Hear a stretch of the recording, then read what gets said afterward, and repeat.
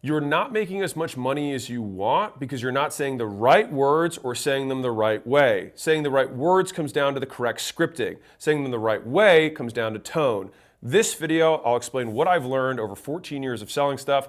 Last 8 weeks ago, I just did a launch. We did $106 million in 72 hours. So there's a weekend, and we broke the Guinness Book World Record for the fastest selling nonfiction of all time and became 4th of all books of all time, only to Harry Potter 7, 6, and 5. So JK, still the GOAT.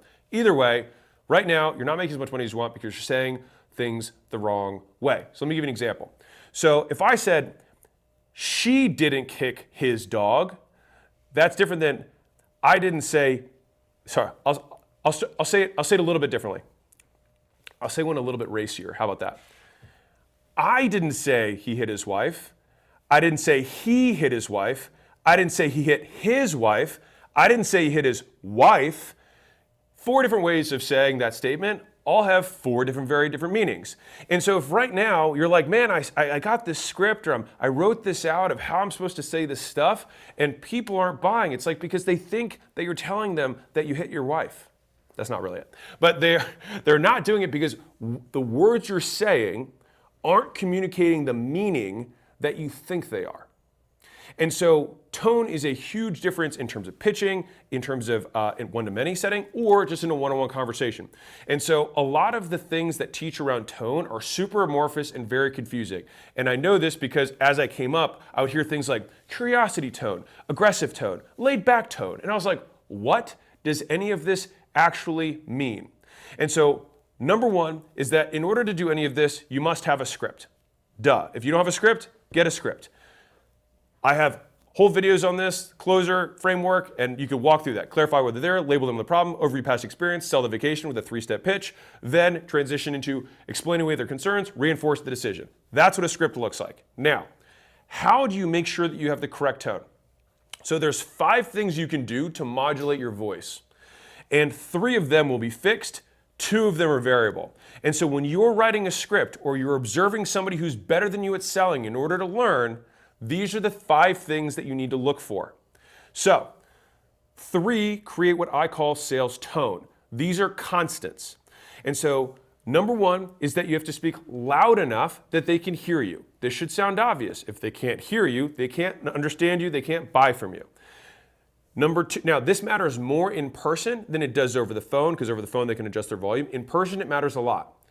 The second part of sales tone is that you have to speak slowly enough that they can comprehend you, right? If you talk too fast, trust goes down. If you talk too slow, they think you're an idiot. And so you have to hit the sweet spot, which is typically under 185 words per minute and above 135. So that's a bit of the sweet spot. So for me, I tend to talk fast. And so when I gave my presentation at the book launch, which I referenced earlier, I know that I speak at 185 words per minute. And so I had to reverse engineer when I knew I was going to be dropping the link in order for people to buy at that timestamp, and then knew I had to have this many words prior to that point. And when you get consistent with how you speak, what happens is your sales conversations, if instead of being like, well, this one took an hour and a half and this one took 10 minutes, these start to become more consistent. Now, I said the first was that you have to speak loud enough. The second is that you have to speak at the right speed, that they can actually understand you. The third is that you have to articulate what you're saying so that you're rounding out the words. You're not mumbling, you're actually saying and pronouncing each word clearly. So if you do those 3 things, you maximize comprehension. Now, someone might hear that and think, oh, well, if you do that, you're going to sound unnatural. Now, the way that you have a, quote, natural tone is to have consistent variability in your speaking cadence. So what does that mean? If you sound like you're reading a script, the reality is it's because you don't know the script well enough. And so you probably are reading the script. If you want to sound like you're not reading a script, stop reading the fucking script. So how do you do that? So this is scientifically backed. This is one of the fastest ways to memorize anything. So you print out 2 versions of your script. You're going to have the script you read from, the script you correct yourself from, and then the script you read from. So here's how the practice works. This is how I train salespeople. You're going to sit down and you're going to say the entire script. You're going to read it out loud, enunciating every word clearly. That's it. After you finish the entire script, you're going to have one marker. looks like this, and then you'll cross out one of the words. And then you will read that document again with the word missing. Then, when you get to the bottom, you go back to the top and you'll black out a second word, and then you'll read it again. And by the end of this process, you will have repeated the script as many times as there are words in the script. And guess what happens when you do that? At the end, you'll be looking at a blank page that has all blacked out words, and you'll be saying the script. And so you will no longer be saying it, you will be breathing the script, which is the terminology that I use. The reason this is important is because if you are selling, the last thing you should be thinking about is what you're going to say. You should be thinking about what the prospect is saying, because a lot of sales is in your ears, not from your mouth. The person who speaks the most in the sale loses. So the idea here is we want them to give us as much information for us to be on defense as much as possible, which is only possible when you actually know the damn script. And so for us at our team and for you, you have to keep script as gold. It has to be paramount. It has to be known as above the script, because people fought and died to figure out these words which we know close prospects. And if you have different people saying different things, you can't do any of this because you can't even do the basics. So it's like trying to build a skyscraper on a foundation of sand. If you can't at least pour concrete if everyone says the same words, you don't have a team. And the reality is this is 95% of sales teams, and that's why they are not world class. Now, I said there were three things. So number one, you got to speak loud enough. Number two, you got to speak at the right speed. And number three, you have to articulate every word so they can understand you. All three of these are around comprehension. To make sure that it sounds natural, you will just always have variability in how you speak if you are not reading something. If you read something, then you'll sound like you're reading something because you don't actually know the words you're saying, and you actually have less variability in your speaking cadence. Now, what are the other two variables that change, whereas these three are constant? The first is pauses. So, if I want to emphasize a point, what am I going to do? I'm going to pause. And the length of the pause will dictate whether you're just getting someone to draw attention or you're expecting a response. So a short pause is to draw attention to a point you make. So we have three things that we do here. We have thing number one that's very important, thing number two that's very important, and thing number three that's very important.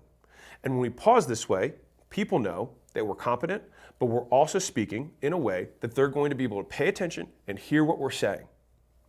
That's number one, in terms of the things you change. The way that we document this in the script is that I have single periods on words that might be in the middle of a sentence, or dot, dot, dots to dictate that you have, flipped it. Dot, dot, dots to dictate that you have shorter periods, and a full period for a full stop. And so when you're looking at a script, you should be able to read it the way you would read anything. If you had a dot, dot, dot, you'd maybe make a point, take a quick pause, and then get to the next point. If you have a period, you have a full stop. Correct? Everyone with me so far? This is how you have the first of the elements that draw attention or get someone to respond. The second is your frequency on your voice. Basically, does your voice go up or does it go down? Now, if we want to have your voice go up, what would we do in normal writing? We would put a question mark, which means I could have a single word with a question mark behind it. I might say, John. By saying that, I dictate that I am asking a question and I'm soliciting a response from the person. If I said, John, I'm clearly not asking for a response right now. And so it would then follow that the most important time to solicit a response from a customer would combine the two things that show the customer that it is their turn to talk back to us. So what would that be? We would have a long pause and we'd raise our voice. AKA, you ask them to buy and you shut the fuck up. That's how it works. So the reason I'm saying this is because some of you train sales teams, some of you are being trained by a sales manager, and some of this language is very confusing. And it was very confusing to me as I came up as a salesperson. And as somebody who has trained many salespeople, this is the simplest structure for getting people to consistently speak in a way that gets people to buy. And so as long as you fundamentally know the script, then the volume, the speed, and your articulation should be constant. And the variety that you'll have in terms of your going up and down, that'll happen normally because you actually aren't reading it. The actual words that you'll dictate inside of how you'll notate it on the script so the salesperson knows what to say and how to say it will literally just be these three punctuations: a period, a dot, dot, dot, and a question mark. That's it. And the reason I wanted to make this video is because so many people spout so much bullshit and they say so many words that no one understands that they themselves have never defined. And so they're like curiosity tone. And you're like, how do I do that with my voice? Hey, have ambitious tone. What? What does that mean? You can only do a certain number of things with your voice. And so these changes will make sure you say the words the right way. And when you say the right words the right way, you allow the right words to do their full job the way they were intended. And by doing it this way, you will be able to duplicate the same sales process in the same people so you can get more consistent outcomes between reps and within a rep's career. So if they go off track, you as a salesperson or as a sales manager can listen to their calls or listen to their sales recordings and say, okay, this is the language I can use to describe the changes they need to make in order to improve their conversions. Hey, you're not speaking loudly enough, which might translate in somebody say, like, hey, have more confidence. It's like, what does that mean? Speak louder. Okay, cool. You might be speaking too fast, which they might say, hey, you sound nervous. You're speaking too fast.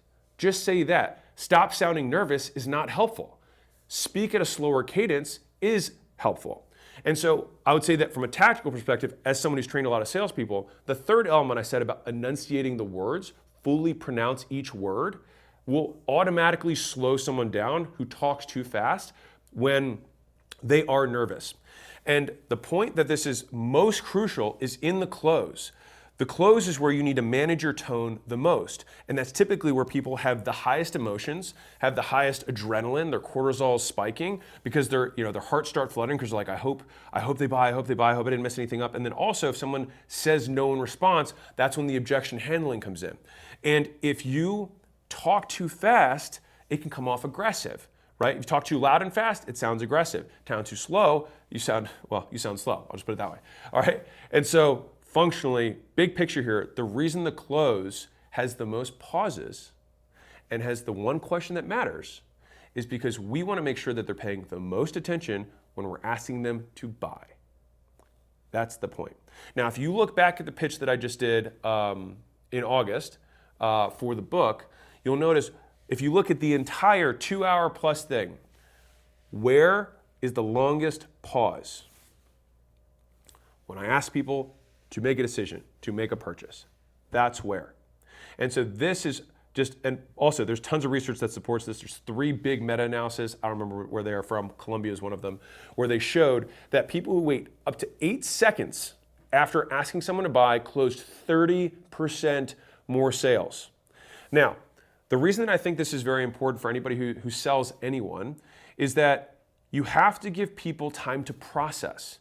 Right? Like if you ask a question, they have to have some time to make that decision. So not trying to fill the space and allowing them the room to then respond increases the likelihood they close.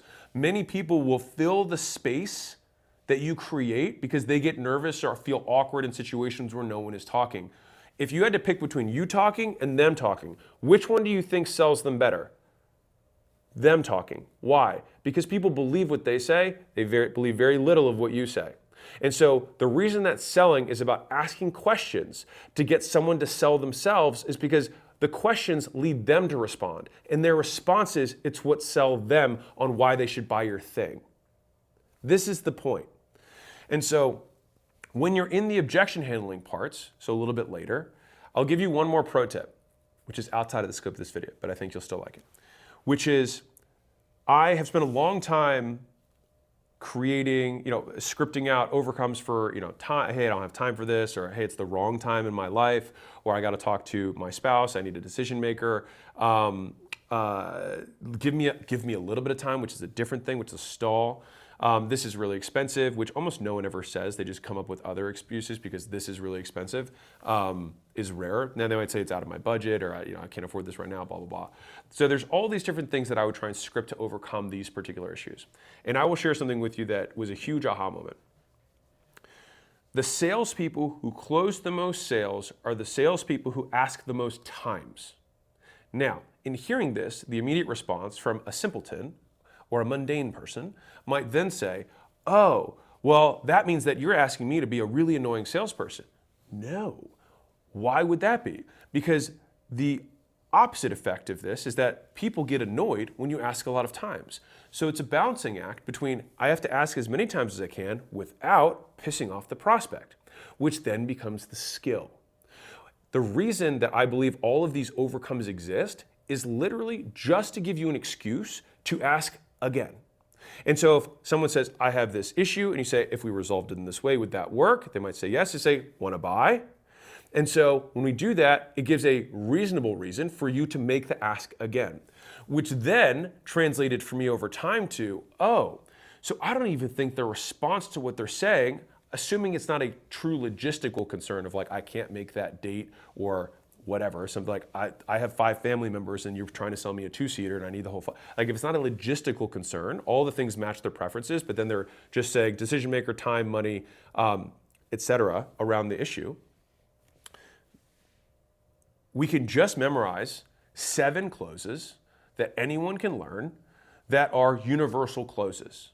And so I'll give you an example of one of them, which is whatever reason they say, you would just take that reason and say, well, I think maybe that's the very reason you should do it. So I don't have time right now to do X, Y, Z. It's like, well, I think the fact that you don't have time is probably the reason you need this more than anyone else. I don't have money right now. Well, I think the fact that you don't have money is probably why you need to do this more than anyone else. Because if it's a consumer product, I would say then it means you're going to care more than anyone else because you're going to be so invested in it. If it's a B2B product, I would say the reason that you need to do this more than anyone else because you don't have the money is because this is exactly what this B2B thing is supposed to help you with. You don't have enough customers. Our SEO is going to help you. You don't have enough. You don't have the right pricing and packaging, which is what we're going to help you with, right? Like the problem that you're using to not buy is the problem that we solve through you buying. And so that is one of the 7 universal closes. And so the idea is instead of trying to get really cute with, oh, I want to overcome this thing, I'm going to say this and then say that. You're never going to sell someone by being right, ever. It's kind of like winning an argument. No one wins an argument. And so like they will just feel bad and hate you, which you don't want. People don't buy from people they hate. And so the idea is how can we just reframe and then ask again? And that's it. And I would say from my experience and from looking at the sales data we have, you're only, and as much as people love to obsess about objection handling, myself included earlier in my career, you're really only going to pick up 20, maybe 30% of your sales after the no. The vast majority of the selling happens prior to the ask. And so that's 2 components. One is everything prior to them having the conversation with you. All of that has a larger influence on selling than the conversation you have. Now, from the beginning of the conversation to the close, those things absolutely do matter. And typically, you'll lose them in discovery.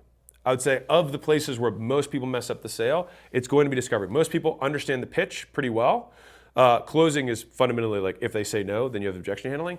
The intro is very short. You should know that, like you can breathe it, of course, breathe in the script. But the discovery, the disco, is where most people mess up. And so I'll give you a little pro tip on discovery, and then I will wrap this little tonality guide, which is fundamentally, what discovery entails is that we're trying to match their problems to our potential products and solutions. That's all we're doing. And so we ask them questions like, so what have you done so far to solve this problem? You know, how long have you been struggling with this, X, Y, Z, right? We try to ask them questions so that they can say, I have this problem. That's the whole point. Now, what happens when you have somebody who's either not very communicative or somebody who's not that warm is they're going to give you one-word answers. They're going to give you empty things that don't give you enough ammo, enough meat to then match what they're saying to something that you sell. And so the way that you overcome that is something that I call pulling teeth, which is you say, can you give me an example of that? And the beautiful thing is that you can continue to repeat that basically over and over again. So they say, well, you know, business isn't growing. And you're like, can you give me an example? They're like, well, I mean, you know, this year is the same as last year. And you're like, okay. Can you give me a specific example of like what's different between this year and last year? They're like, well, nothing's different between this year and last year. You're like, okay. So breaking down just like specifics here. So I'll alternate between specifics and example, and you just bounce back and forth between those things until eventually they say, you know what? I have the same amount of leads as I did last year. Okay. And here's the point where discovery turns valuable. You say, once you've got that meaty thing, you have to recap or chunk up. which it says, okay, so you're not getting leads on a consistent basis. Is that right? Yes. So it sounds like we draw this inference. It sounds like you have a marketing issue. Is that fair to say? Great. What else do you think is holding back your growth? And so we continue this cycle, and then we say, great, can you be more specific? Can you give me an example? Can you be specific? Can you give me another example? You keep doing that until you have 2 to 3 key points that you have chunked up. And what do we do when you chunk up to, oh, it sounds like you have a marketing problem. Oh, you have a packaging problem. We're going to chunk up to the things that we sell. And so then when we transition, we say, hey, real quick before I dive in, it sounds like you said you have inconsistent lead flow, so you have some marketing issues we got to deal with. We need more reliability there. You said you have some, you're not making as much profit as you want per sale, so it sounds like we have some pricing and packaging issues. Is that fair? They say, right, okay. So if we solve this marketing and pricing and packaging issue, do you think it would help grow the business? They say yes. Then they've already accepted the sale. Now we say, great, now that you've already agreed that whatever I'm about to sell you already would help you grow, can I tell you about our thing? Because I think it'd help you out given what you just told me. They'll say yes. Then you say, hey, I'm going to match the problem you just had, which was, so that for that marketing issue, because you're getting inconsistent lead flow, do you think it would help if you sat down and talked to one of our marketing directors who did this thing and cured cancer and was the best marketer in the world and did $106 million for this book launch? Do you think he'd be able to help you grow your $1 million business?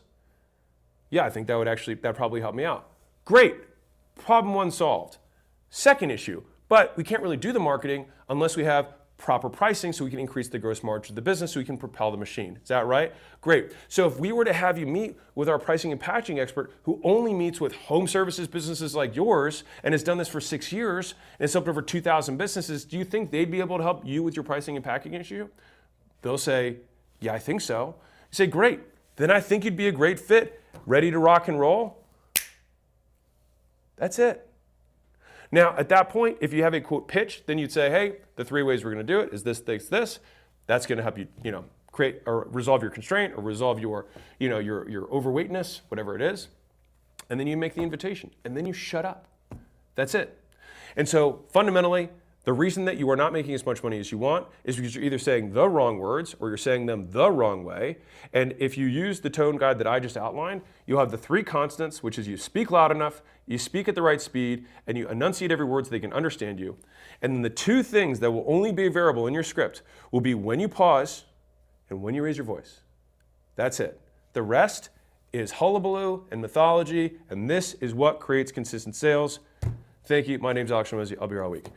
Is that cool? Was that fun? Was that as good for you as it was for me? Okay. Gotta love tonality. Gotta love tonality. Okay. So, that was exciting, right? What's up, Saif Ali? You said hi, I'm saying hi back. Mr. Wannabe. What's going on? Squid Lord. My business is producing revenue, but it's not cash flow positive. We're cutting off 2 bad partners and taking a business loan just to pay the bills. Any advice on what not to do from here? I don't like taking business loans to pay bills. I'm not a fan of that. I think we need to fix the business.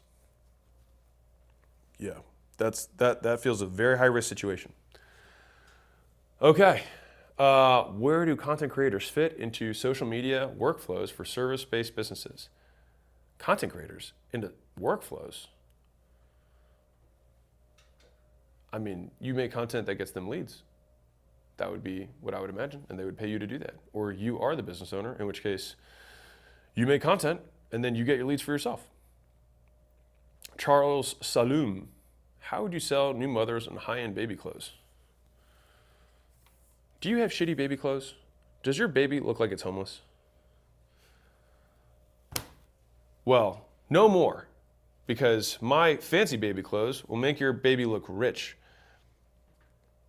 Because everyone wants fancy baby clothes. There's also an interesting company called Coterie that does this. They have like super luxury diapers. They're like cloth cotton diapers rather than the synthetics. You can look at their marketing and see how they angle them, by the way. With that being said, it sounds so simple when you explain sales, but somehow I still mess this up. No, dude, you're not practicing enough.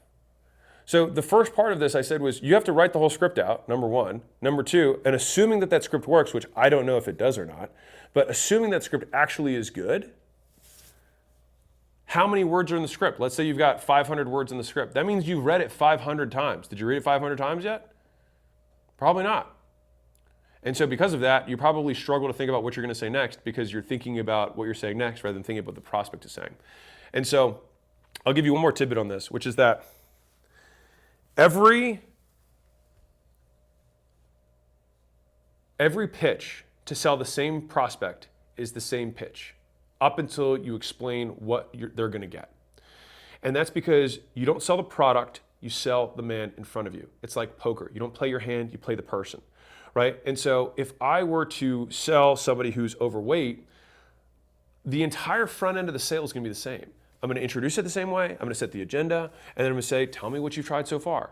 And they're going to tell me all the same things they've tried so far, and they're going to tell me all the same struggles that being overweight has caused and created in their life. Only when I transition from there is it when I match what their problems are to what we sell. And so if I'm selling supplements, then I'm going to have it be more nutrition oriented. If I'm selling meal plans, then it would be also nutrition oriented, but different. I'll talk about the deficiencies with supplements. I'll talk about some of the benefits with nutrition plans. I'd say more holistically. If it was like, oh, it's because you don't have a high enough metabolism. The only way we can do that is through exercise. In the long term, we got to get you to gain some muscle. So whatever it is, the front end is going to be the same. And that's where most people mess up the sale. And so the whole like, sell me this pen idea, you never sell a pen. You ask a prospect what is going on in their lives, and then if the pen matches their needs, you sell the pen. And really, you present the pen as the solution to the issue that they're not being respected in a certain way because they're using a Bic rather than a Mont Blanc. That's the idea. Okay, so with that being said, Alex brother, thank you, Alfredo. What is your experience on school communities for trades that also require some hands-on? I'm launching my school this month. I actually don't entirely understand the question. If you're saying, can I have something for other tradesmen to learn trades in a community? Absolutely, that's very straightforward. It's going to be videos of you showing how to do it and doing it in the real world. The alternative is that you could host events in person. You could host that group digitally and then have those people come out to where you're at, your shop, whatever, and teach them what you're doing. If you're saying, I have a trades and I want to have a community for my customers, then it's going to be more around probably their homes if it's a home service, or their cars if it's if it's a car thing. But fundamentally, you're probably going to be more in the community business of like trying to just connect homeowners around things that they find mutually valuable. So I'm not really sure what your community is about, but that's how I think through it. So with that being said, you guys want y'all are some weirdos. I'm reading these comments. Some of y'all are wild. Okay. All right, so this one is going to be on, what is this one on? Selling a one-to-one unscalable. Ooh, this will be a fun one.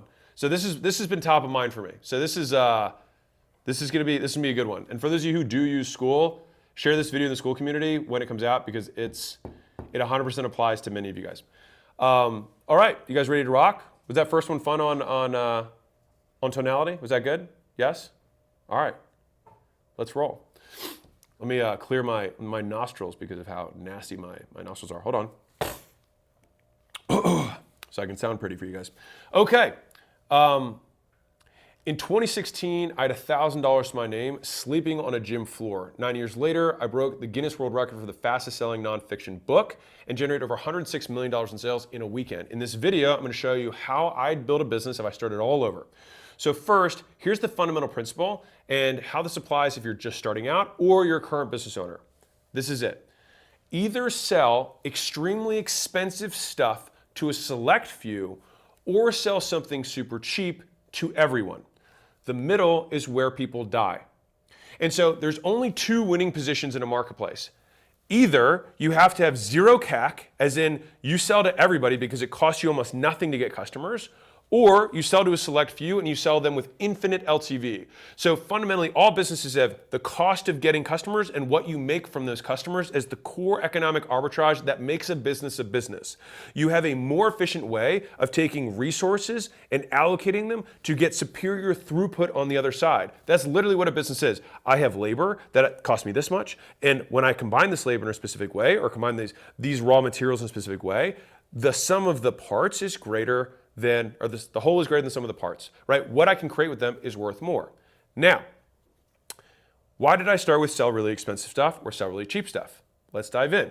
So having worked with thousands of businesses now, I can tell you that it is significantly easier when you're starting to sell extremely expensive to a select few. And the reason for that is that you have to make enough money to be able to serve the masses. So what do I mean by that? So if you look at Tesla as a great case study for this, Tesla started with a $250,000 Roadster, right? Clearly selling to a select few. And it was like a beta test car. So like it definitely wasn't like completely street ready, all this stuff. But from the few that they were able to make, they were able to get enough money or enough proof of concept to then eventually get to making the S, right? And then after making the S for a few years, then they were able to work their way down and make the Model Y and then eventually the Model 3, right? And so the idea is that you start high and then you can work your way down. And so despite what most people believe, one of the simplest ways to create an expensive offer is to sell your time one-on-one, even if it's unscalable. Now, I'll give you a personal story and then I'm going to sell you on why I think this is actually useful. So when I started my personal training business, which was a gym on Huntington Beach, I had a client who wanted personal training. Now, my gym wasn't a personal training gym. It was a large group training and semi-private training gym. I did all group. There wasn't any one-on-one. But this one guy got referred to me because he had some like specific mobility things and like whatever. He liked me, and so he ended up doing personal training with me.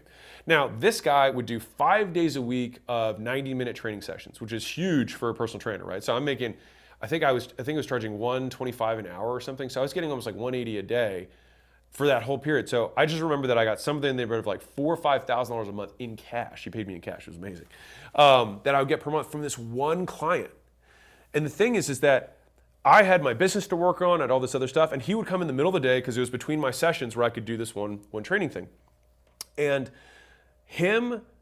me having that one-on-one time gave me the cash flow that I needed nothing from the business, so I could just keep reinvesting the business's money to growing it faster.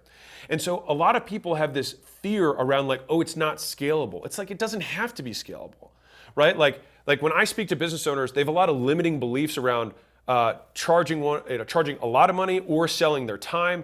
And so I want to drive this point home and give you a lot of reasons to show why it is superior, especially when you're starting out, to sell your time one-on-one, even if it is unscalable.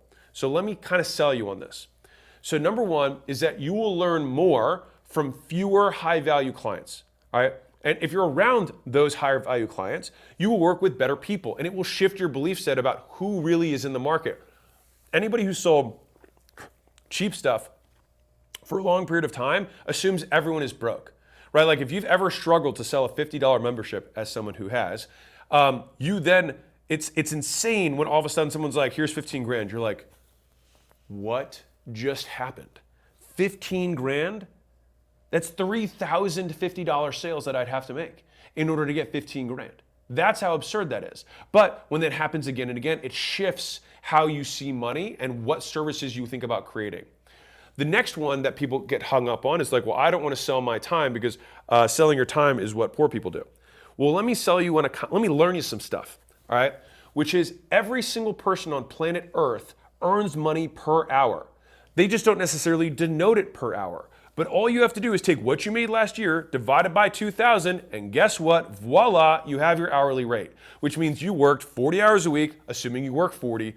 And so even if you work project-wise, you spent a certain amount of time on that project and you were remunerated, little fancy word. You got paid based on that work. And so even something like an investment where people are like, well, investors don't trade their time for money. Of course they do.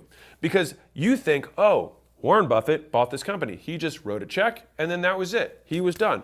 But what we're not taking into consideration is the amount of analysis that he does on macro markets, the amount of research that he's doing on a regular basis, the 1,000 other deals that he did all the due diligence on, then to say no, to only decide to do this one deal. So when you take all of that work in aggregate, for sure he's working. Now, after he makes the investment, assuming he has no effort inside of it, which isn't always true, but assuming he had none, then at that point, he would get increasingly larger returns, but still on a fixed amount of time that he put in. So the proof point is you live in time and you earn money in time, which means everyone has an hourly rate.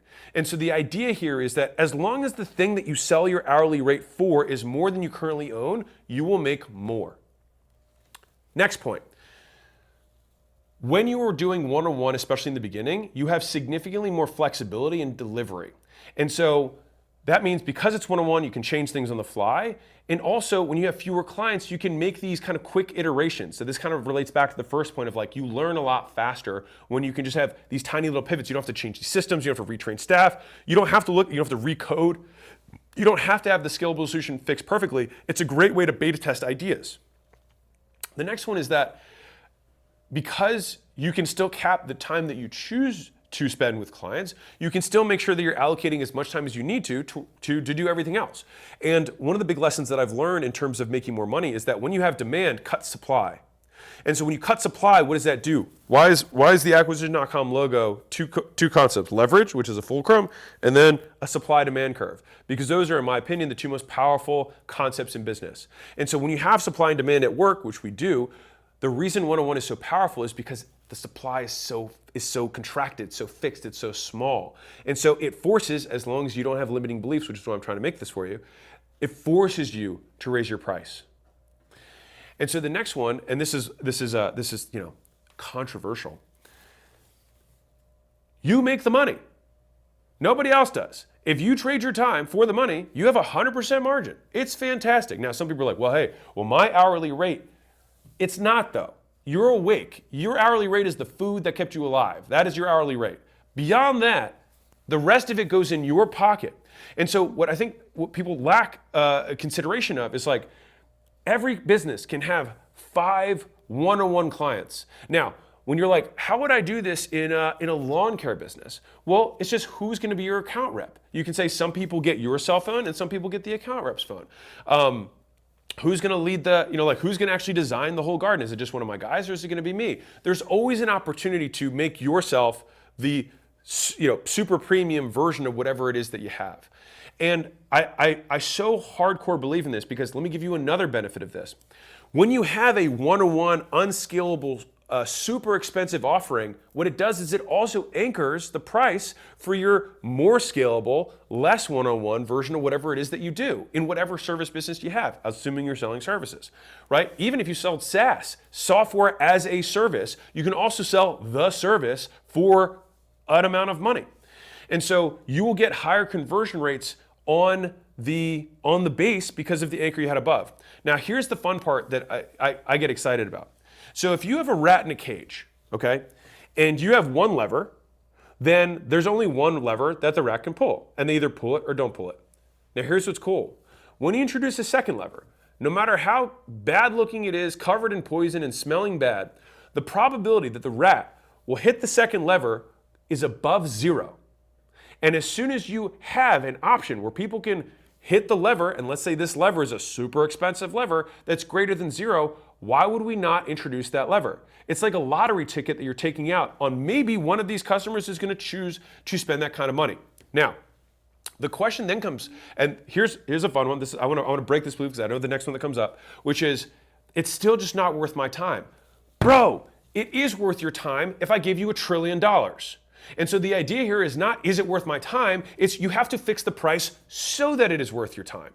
That's the point here. And so we have to fix the price to a degree where you'd say, yeah, I'd happily do it for that. Not you would begrudgingly do it or think to yourself, well, no one would ever buy that or no one would ever spend that money or I think someone would be crazy.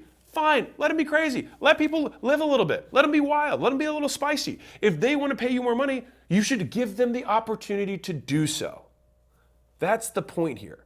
Now, what else happens when you have a super high ticket, unscalable, premium, one-on-one experience? You lift your entire brand. Because if you charge $10,000 an hour, something absurd, doesn't matter, and the thing that you have is $100, you can then have a very natural narrative of, listen, a lot of people can't afford to work with me one-on-one, and that's totally cool. I've taken the lessons I have here and I put them in a scalable format for everyone. It literally increases the perceived value, not just from the anchor effect, but from the narrative, the association, the branding that occurs as a result. Because even if you charge that and no one ever buys it, they still assume, because that is the narrative and that's what you put in front of them, that big price tag, the value associated with it, still gets transferred to a degree to the lesser thing that you have that might be scalable. Now, hopefully you're digging this, all right? Like, this is a big deal. Like, every business can do this. Like, this is the action step before we get into like tactics on like how we can make something be perceived as more valuable. The action step is this. Just have the price listed wherever you sell. And if you don't list it anywhere, say the price when you offer. And here's the thing that people mess up about this. You must confront the high price. You have to confront it. If you just say like, oh yeah, working one-on-one with me is like $10,000. But anyway, what most people want to do is, no, you have to, in order for an anchor to work, you have to allow the prospect to make a full consideration of the decision, which means you have to say, hey, would you like to work with me one-on-one? Is 10 grand an hour, right? And that's, I think, the highest likelihood thing that I can do to help you to get to where you want to go. And this is what we're going to do over the next X period of time. Now, they're going to be like, now, the thing is at that point, what do? We shut up. We let them we let them talk. Why? Because talking might result in them saying yes. And if they say yes, you get money. And that's amazing, right? And so we're at this point, right? Now, if they then balk, you say, don't worry, I'm going to pull out a couple of the components of this and give you this thing that has 90% of the elements of this first thing, but it's significantly more scalable. How's that work for you? They'll be like, oh my God, thanks so much. This sounds amazing. This is exactly what I need. And they buy. But the thing is even if, and let me do the math for you because this is important. Let's say you have 100 customers who buy your thing, all right? If 2 customers, let's say you have a $100 thing and you have let's keep the math simple, and you have a $1,000 thing, okay? $100 thing, $1,000 thing, so 10x, okay? Add a zero to whatever the core thing is to the more expensive one. You can add more zeros, you have my full permission, but let's start with 10. And let's say of the 100 people, 10 of the 100, so 90% of people buy the $100 thing. So you're like, okay, only 10 people are buying the really expensive thing. What does that do to your business? Guess what it does? It doubles the revenue of your business. And not only that, all of that incremental revenue, the stuff that came from those top 10 people, is 100% margin. So let's say that on your 100, you make, on the 90 people, on the $100 that you charge, let's say that you make 40% margin. So you're actually making $40 on those 90 people. So you're making $3,600 in profit off of 90 of your 100 buyers. Now, of the other 10, you make 10 times 1,000, so you make $10,000. So you actually make 3 times the profit on your expensive thing and 1 times the profit on your cheaper thing. So 3/4 of what you make comes from this thing. That's why people miss it, is they don't get the math behind it. You have the expensive thing because even in tiny, tiny volumes, lots of zeros still add up. And so if you're getting started, I would strongly recommend, even if you have a scalable thing, even if you're on school, you have a community, you charge $100 a month, whatever it is, have something that's $1,000 a month. Have something that's $10,000 one time. Have it up there. Just make it available. And when you're thinking about it, have fun with it. Think about the craziest version you possibly can. And so I'm going to give you 3 different frames to working through this, okay? So the frame number 1 is what if, so we have a 10x, so let's say a $100 thing, we have a $1,000 thing. What if we charged $100,000 or $10,000? So 10x or 100x more than your current thing. What would you include? Just go crazy with it. Just think, if instead of $1,000, if someone gave me $100,000, what would I do? Just write down everything you would do. And then look at the cost of doing all those things. What you'd be amazed by is many of the things that you have these ideas for don't actually cost that much. And so cross out the ones that have hard costs and then look at what's left and then say, well, I think I could do that. And then we ask the question, would you be okay doing that for $1,000 or $10,000? You might say like, well, yeah, for 10 grand, I would do that. Make it available. The second way to think about this is, if I had to make a service or a product that was only grown off of word of mouth alone, meaning I waved a magic wand and the gods of advertising ceased to let anyone, literally muted you. You could never make a billboard, make an ad, never do outreach, you could do nothing. And all you have is this one customer in front of you. And the only way that you will be able to get more customers is if you get that customer to tell their friends about your stuff. What would that customer's experience, what would the service, what would the components of the offer look like if that's what it was, if that was the requirement? Write down all of that stuff. And if you're willing to do that for a higher price, present it. And an amount greater than 0 will say yes. And I'll give you a third frame. This is different than the other two, but I think that's still very valuable when you're thinking through how to make something more valuable, which is this. If you had to, now that we've talked about all the upside value, now let's say that we're back to our $100 offer, right? If we had to, let's make the $1,000 offer because the numbers will make more sense here. Let's say we're back to a $1,000 offer. If we had to take everything out of it that is unscalable, but still make it worth 10 times the value. So now everything unscalable is taken out, but we have to make it worth 10 times as much. Now how do we do it? So this gives you 3 different intellectual attack vectors to think through the value creation for making your more expensive one-on-one unscalable thing that in many times will make you more money, especially in the beginning, than your less expensive thing. And the other part of this is that it makes for great marketing. One, because you can say, hey, this is one of my clients, one of my private clients, one of my individual clients. And what that does is people are like, oh, this guy must be a little bit, has more authority, right? On top of that, when you share the learnings from those, quote, private clients, it gives you marketing material to actually talk about, right? And where do you think your best case studies are going to come from? There. And so you're going to get amazing case studies. You're going to have amazing marketing materials in terms of the learnings and lessons that you're going to have. And then one of the things that I personally prefer is that these people are way cooler and they will be people that you actually end up being friends with that you like. And they're the ones who actually shift your worldview because you actually will spend more time with these people than all of these people. And that will shift you in the correct direction. Now, let's deconstruct value in a tactical way so that we can take the 3 frames that I just gave and do even more with it. So the first thing is, it's like when we're making anything that's extremely valuable, we're not necessarily going to even sell on time, right? Like you might denote it in time if you so desired, but it's more so like sell the very expensive thing. I like one-on-one time as a component of being very expensive because people all understand what one-on-one means. It's very easy and always inherently valuable because there's a hard cost that everyone can immediately comprehend. So how do we then reverse engineer what someone actually wants? They don't really want your time. They want to buy an outcome. Now, why is one-on-one a valuable vehicle? Because the perceived likelihood of achievement when you do something one-on-one in an unscalable way actually goes through the roof. People believe the likelihood that they're going to achieve their outcome goes way up. So if I had a meal plan that I gave you as a PDF, or I said, I will talk to you one-on-one every day, the outcome is still I want to lose weight. But the likelihood that they're going to get there is going to be significantly higher. The likelihood, the ease, how easy it is for them, so it's a different vector, that if they get stuck, they're going to have someone they can go to, is going to go up. And all of these components play with one another. Don't be weird. All right, all of these have interplay, right? All of these have, they're interwoven, okay? That's right, just get weird. All right, all these values getting randy on each other. Jesus, here we go.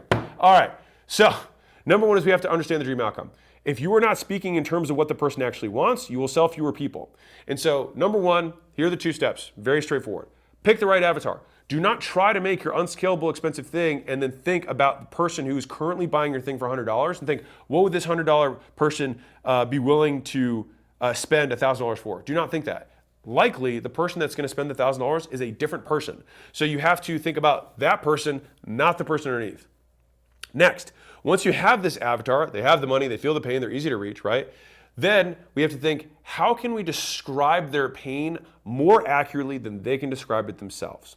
And so the big hack, and this is also new with some of the AI stuff that's out there, is go into the books that people are buying in your niche and then extract the reviews and then get the quotes that are specific to their pain. And so one of the really interesting things about copy is that if you can articulate someone's problem better than they can, they will inherently believe that you can solve it. Now, maybe this is a cognitive bias, I don't know, but I'll say in my personal experience, if some tarot card reader read me exactly how my life is going to the T, I'm gonna be like, oh my God, you believe them. Because there's no way someone could know this much about the pain and not know how to solve it. So this is what we're talking about, the dream outcome. It's like, make sure we're talking about the right avatar, about what they really want in the way that resonates with them specifically.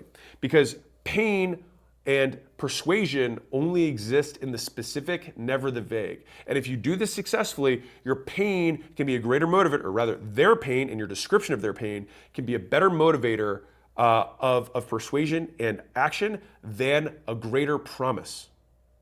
So that's the outcome side. Underneath of that, we have perceived like of achievement, which I touched on briefly within the vehicle of one-on-one. But within this case, your reputation over time acts as almost an implied guarantee.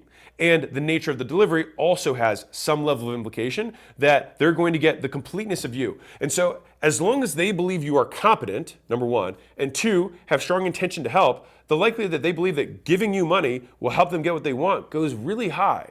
And so that's why I like one-on-one. That's why I like unscalable. And to be clear, just cap it. It doesn't mean you have to do it all the time because that will get in your way long term.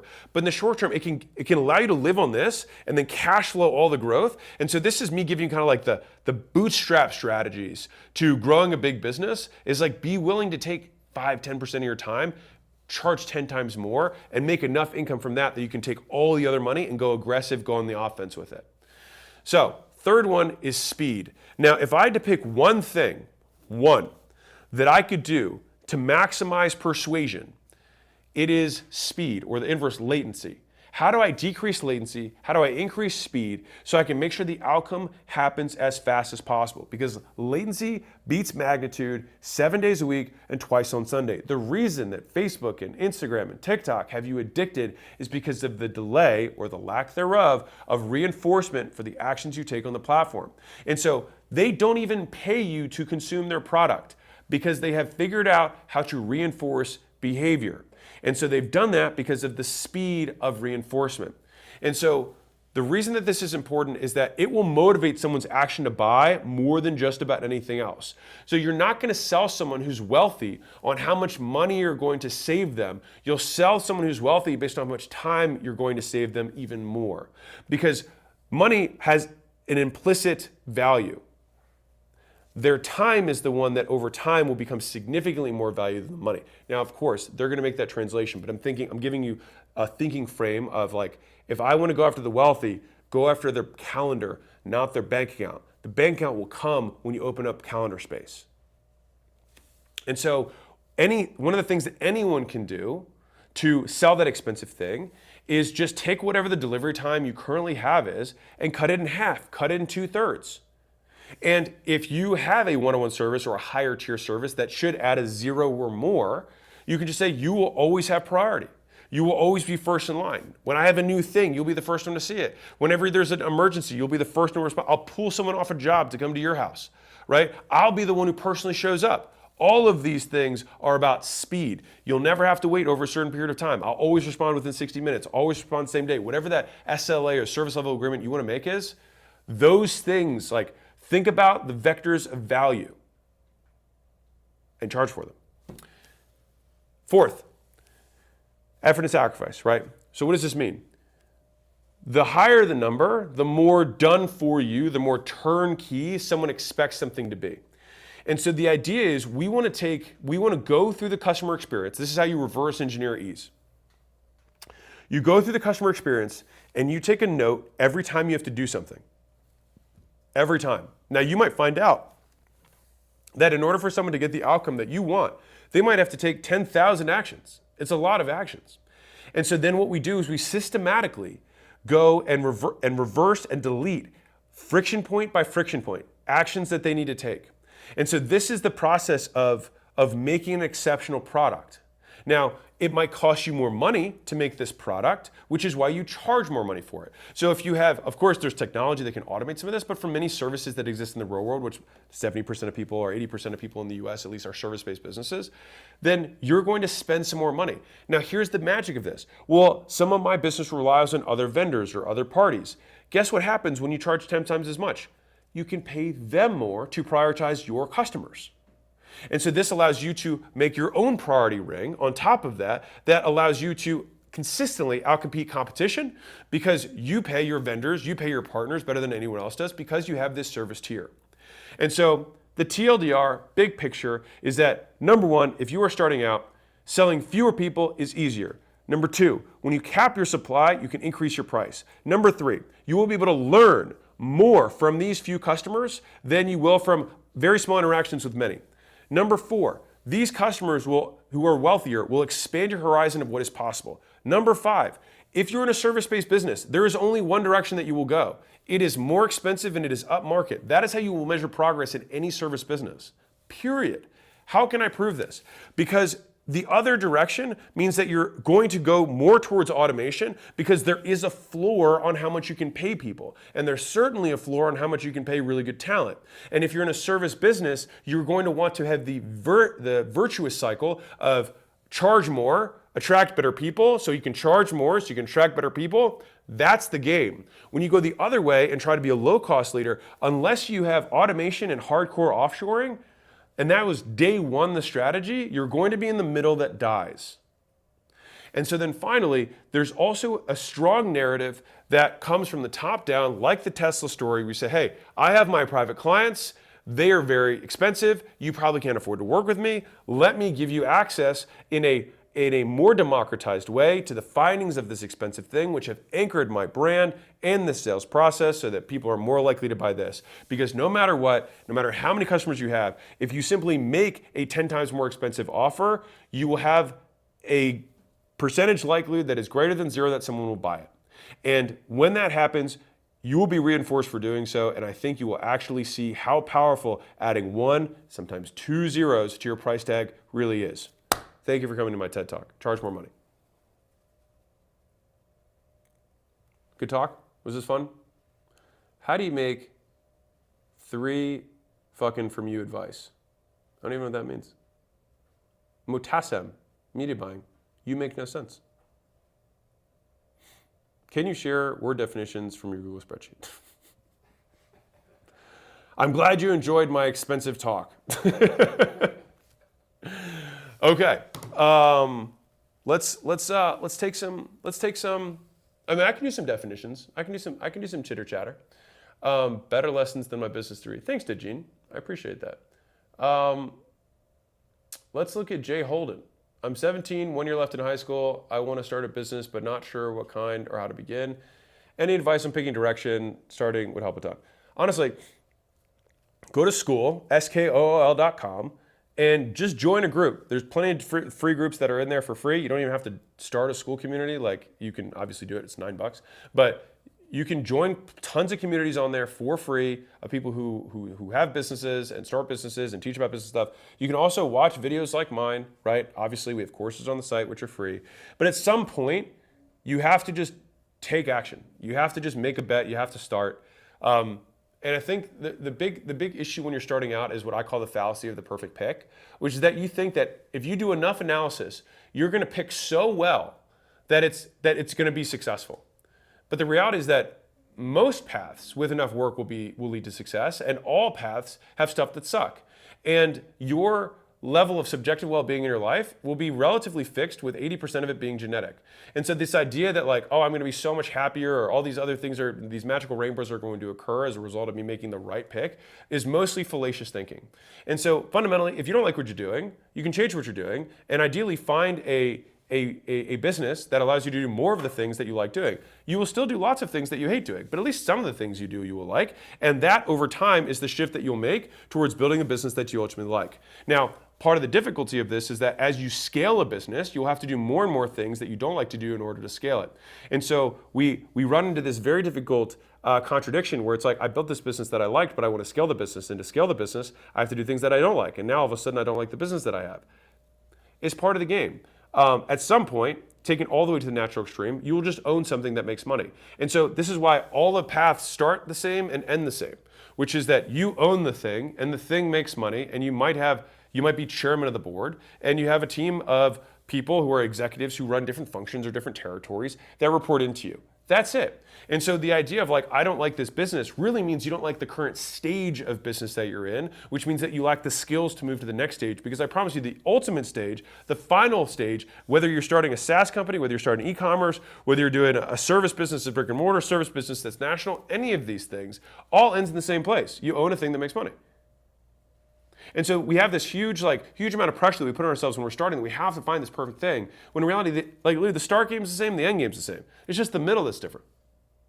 So Hopefully that helps you just take the first pick, because the reality is I could probably message in the chat, but most people in business do not start just one business.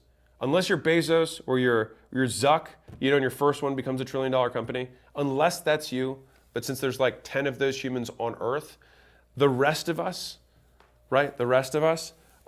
Most people start more than one business because you learn stuff. And then you're like, oh, you know what? Now I learned from this, and I'm going to use these lessons to start the next thing. Okay? So with that being said, you will have to go through this very terrible period between that start and that end. And I think I said this at the beginning, that people go through cycles. The last 2 videos I made super tactical, one about tonality in sales. The other one was on selling a really expensive thing, especially if it's unscalable, especially if you're starting out. But this one is dedicated to I feel like if I'm Fran on the late night, like, hey, I'm putting this out there to all my mindset, Mozi people, all the folks that love the word definitions. This is for you. So if you're going through a hard time, which basically everyone in business is, because business, anytime when basically business is basically always hard. So think about this. If you're growing, you have growing pains, and it is painful. If you're shrinking, you have shrinking pains, and it is very painful. If you're plateaued, you have plateauing pains. And so basically, you're fucked. Business is hard. It's going to suck. It's going to be painful at all stages. Going up, going down, or staying the same. All of them suck. And so having frameworks to think through these things can make it a little bit more bearable. So without further ado, this is for you, my man. I think it was Salim. I think is who it was. You asked, and therefore you shall receive. All right, let's do it. Julian, run it. So, I'll make my voice pretty for you guys. No matter what your goal is, you will suffer to achieve it. So pick a goal that's big enough it's worth suffering for. I'm Alex Hormozi. I've been in business 14 years. And just a few months ago, I broke the world record for the fastest selling nonfiction book in history and generated over $105 million in book sales within 72 hours. And I've distilled everything I've learned from that experience and a decade of building businesses into only lessons that truly matter for achieving big ass goals. And starting with number 1, poor people suffer, rich people suffer, single people suffer, married people suffer, entrepreneurs suffer, employees suffer. Suffering is a fixed cost of life. So pick a life, pick a goal worth suffering for. Your business will be painful when it's shrinking. It will be painful when it's plateauing. It will be painful when it's growing. And so the biggest alpha that we can generate as entrepreneurs or as human beings is picking destinations that we believe are meaningful enough for us to get through the hard times, right? I think it was Viktor Frankl who said, a man who has a big enough why can bear almost any how. Right? And so the idea is that the how we know it's fixed, it will suck. It will suck. And the flavor of sucking will change. That sounded a bit rare. The flavor of how much this, I can't even say, the shades of suck, 50 shades of suck, all right? Sometimes it will manifest as uncertainty. It will come in because you don't know what you have to do, but you have to take action either way. You know you have to do something, you don't know what to do. And so you have this fixed cost that you will incur for taking this action, for spending this money, for making this bet. But the casino table has odds that aren't predetermined. You don't know if you put it on 32, you get 30x, or if you put it on red, you get double, right? You don't know that. You don't know it. And so you basically just have to put your chips on the table and hope. And that consistent process of making bets with uncertain payoffs is incredibly painful. It's almost the antithesis of what allows you to survive. And so you have to go against your human instinct of surviving to make it through in business. Because if you had that instinct naturally, you'd say, oh, these berries, I'm just going to go eat them. And then you eat them, so variable, and then you die. And then your genes wouldn't proliferate it. And so the genes that we have are literally meant for us to survive, not for us to build big businesses, because the entire process is horrible. And so this ties directly into something that I mentioned at the start of this, which is that no matter what your goal is, you will suffer in order to achieve it, right? So just pick one that is big enough that it's worth suffering for. And so the other part of that pain, so one is uncertainty. Some of the other pain is from outside people, right? If you do nothing, or you do anything, people will criticize you. They'll criticize you if you do nothing. Like, think about it. If you do, he doesn't do anything, you'll get criticism. If you do anything, they're like, he's doing it. Look how stupid it is. People will criticize you. So the idea is do things that it is worth being criticized for you. And to me, pursuing goals, my own goals, is worth being criticized for. Like, if you believe that you want to make this difference, make this change, help people out in some specific way. I think Alex Becker said this, and I just love this. He's like, you have to embrace the cringe. Like, whenever you start at anything, you will suck and you will be embarrassing. You will look back at yourself and you will be embarrassed. Think about how you were as a toddler. Think about how embarrassing you are probably to your parents or were to your parents when you were a child learning how to be a human. It doesn't mean that being human and not living is not worth doing. It just means that you have to go through that phase. And so that's big picture number one, is that the cost of the suffering is fixed. We just have to, and what's beautiful about that is what we're looking for is arbitrage in the difference between our suffering and what we get for it. But the beauty is our suffering is relatively fixed. Life is hard. But what we get for our lives is what we get to pick. And I think that's pretty cool. We get to pick how big we want our goals to be. And so this fixed cost, let's say someone says to you, whatever your life savings is, whatever the amount is, your life savings is a lot of money to you. It's your life savings. If someone says, I'm going to take your life savings and you get one thing, wouldn't you make that one thing worth giving your life savings for? And so it's the same idea, is that your cost is going to be suffering. It's going to be uncertainty. It's going to be criticism. It's going to be mistakes. It's going to be failures. It's going to be feeling stupid. It's going to be looking cringe. It's going to be being embarrassed. That's your cost. And so the question is, most people trade it for a bag of chips. They trade it for Netflix. They trade it for staying in on the weekend, right? They trade it for sleeping in. And that's why it feels even worse, because you traded your life savings, you traded your life for something that wasn't worth it. And so we can't control this one, but we can control this one. And I think that's the value. So it brings me to my second thing. You can beat 99% of people if you can master the shame of rejection, the boredom of repetition, and the pain of feedback. You can beat almost anyone at anything if you're willing to fail 20 times in a row, look stupid in front of people that you care about, and keep going long after it stopped being convenient. So let me unpack that for a second. So in 20 hours, most people can achieve a base level of competence in just about any skill. And that includes money-making skills. That's what's crazy. You want to learn sales? Your first 20 hours of sales, you will learn more about sales than all of the videos and all the books you've ever read. Because you have so much more feedback because you're actually doing it. That's the thing, is that you need feedback cycles to learn. And learning, for everyone, same condition, new behavior. So if you watch more videos, but your conditions are the same, and your behavior does not change, you entertained yourself. You did not educate yourself.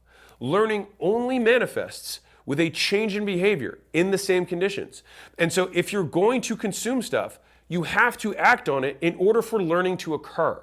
And so I say this because as somebody who once was a wantrepreneur who liked to tickle my ears with, that sounds weird, with different books and self-help stuff, I realized one day, this was when I was 21 or 22, I had read 14 self-help books over a quarter.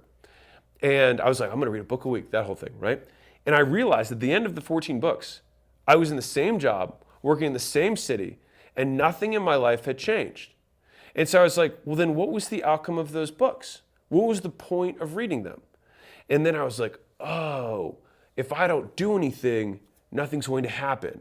And so then at that point, I then vowed that the next book that I read, I would do everything in the book. And until I had done that, I wouldn't read another book. And then I quit my job and I drove across the country, and then a lot of things changed, right? But I say that because some of you guys are in that boat. But it scales all the way up. So, number 3. You can change your entire bloodline the moment you realize that what you do next always matters more than what you did last. And so even though I'd read 14 books in a row, It doesn't mean that on my 15th book or your 15th book or your 15th video or 500th video, that what you choose to do after that can literally change and can overcome, can supersede everything that came before it. And I think if that's not an inspiring message, I don't know what is. And so I saw this tweet the other day by Chimp. So Chimp, what up? Maybe you'll see this. And I don't know if Chimp's a guy or a girl, so I guess we'll see. But this is what he or she said. The past 9 years feels entirely wasted, to be honest. I was 23. This year, I turned 32. No job, no wife, no kids, no generational wealth like I promised myself, that it would all be worth it. I just fumbled my 20s chasing imaginary numbers on the internet. What the fuck? So I read this, and I think it hit me when I was scrolling on X. And the thing is that, like, if you ask high school seniors which of them believes that they will be a millionaire by 25, it's over 50%. And to me, that demonstrates a huge amount of delusion. People have no idea what it takes. And to the same degree, the fact that governments, will give $100,000, $200,000 loans to people who've never made money in their lives to earn a degree that has no earning power anymore at all is unbelievably irresponsible and arguably unethical, because you're talking to somebody who barely has any life experience. And so when I think about that last line though, of I just fumbled my 20s chasing imaginary numbers on the internet, I can promise everybody who's listening to this that in every realm of human endeavor, there is a significant amount of volume that is required in order to unlock a new skill. The amount of volume is different by person. Some people learn fast, some people learn slow, but everyone learns eventually. And so if you want to take the position that you will learn eventually, no matter how bad your genetics, no matter how bad your upbringing is, which is the position that I prefer because it's under your control, then you just have to do so much volume that it is unreasonable that you fail. And so I see this and say, like, I fumbled my 20s chasing imaginary numbers. To me, I hear that and I think, like, you don't have a wife. How many dates did you go on? And to be clear, I said Chips. I didn't say the actual name of the handle. But, like, how many dates did you go on? Did you go on 10? Did you go on 100? Did you go on 500? Now, you might think to yourself, wait, well, I can't even get dates. Then I would say, okay, how many girls did you ask out? 1 a day? 5 a day? 10 a day? I don't leave my house. Okay. How many times do you leave your house a day? Right? Like, all of these things can be solved with volume. And it's just that, like, people radically underestimate how many repetitions it takes to get good. Like, people saw the presentation that I gave at the book launch and were like, oh, Alex is such a natural. Like, if I've posted some of my early videos, I do not sound natural. Like, this does not sound good. I do not sound cool. I have virtually no achievements to my name now at that point. And so one thing I will say in terms of having some level of confidence is this. Extrapolate your past success of any kind to your next success. So what does that mean? So I tend, and I actually think about this like, well, I won't go in that direction. If you were good at one subject in school, then it's like, okay, if I was good at that subject, then I can be good at all the subjects. And then once you're good at all the subjects, it's like, okay, well, I did pretty well in that grade, then I can do well in all the grades. And then once you do well in all the grades, then you graduate and you're like, if I did well in all the grades, I could probably do well at working out and get in shape. I mean, there's no reason I could apply all that work here and I can't apply that work here. And then all of a sudden you're like, well, I'm not rich, but like I'm in shape and I did well in school. And so I can apply that work ethic and that thinking of just doing repetitions, doing the studying, doing the work, that I'll be able to figure out this new job, or I'll figure out this new role, or I'll figure out this new AI system, whatever it is. And I think I can apply that to this. And so fundamentally, what separates humans from other animals is the ability to apply the transitive property. If A equals B and B equals C, then A equals C. That transition is what separates humans from everything else on Earth.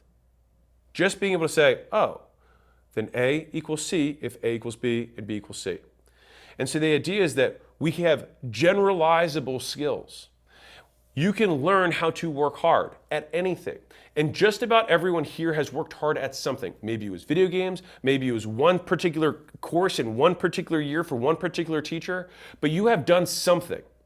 And the idea is to take that something and say, because I did it that time, I can do it again. And to be able to consistently apply that, and then what happens is you create this snowball until eventually you have this feeling that you walk in a room and you're like, I am inevitable. I may not get it the first time, but I will fucking get it. Because I will either die or I will figure it out. And I've got a lot of life left to live. So if you're under 30 and you have no responsibilities, I recommend working as many hours per week as humanly possible. Because you will never be able to work this hard again. And the compounding effects of a few years of hard work like this can set you up for your life for decades. And this is what I think people miss out on. It's like we have this crescendo, we have this early part of the skill gap. It's like, why would we not want to shovel as much towards that as we can? Now listen, I want to be very clear. If you were like, I love my life the way it is, then you won. You're great. Like, hallelujah. I'm on your team. You've already won. Teach the world. All right. But for everyone who's dissatisfied with where you're at, and if you don't have these responsibilities, if you're like, well, I have 3 kids, it's like, okay, then you have trade-offs. I mean, straight up, you've got trades. But if you don't have those responsibilities, and you do have the time and you do have the energy, and you are not happy with where you are, or rather, you would like it to be better, your business to be better, your career to be better, whatever it is, why not give this time and this energy? Because that is the time you have it. You will never have fewer responsibilities than you have now. And I think it's worth digging the well before you're thirsty. Because having to do that later, not to say impossible, just harder. And to be clear, some of you guys are in that position. You're like, dude, I got a wife and kids, and now I'm going to start my thing. Amazing. It's going to be harder for you. Here's the plus side. You got more experience. So you can be more strategic with your effort. That's the pro. You look at every pro athlete, it's like by the end of their careers, they're conserving their energy better. They make the right, they strike at the right times. Their technique is better, right? But they don't have the sheer power. They don't have the sheer strength they had, their quickness, the flexibility they had in their youth. And that's what expands people's careers. Because in the youth, like, you don't have the experience, you don't have the technique, you don't have this, but you have all these other things. And that's what creates longer, and it changes how people fight, how people do anything. And so every position has advantages and disadvantages. And so I'll say this one other point, and then I'll move to my next point, which is this. Every position on the board has an advantage, right? If you have nothing to lose, then you have nothing to lose. If you're like, I have nothing, it means you have nothing to lose. I don't know how to say that differently.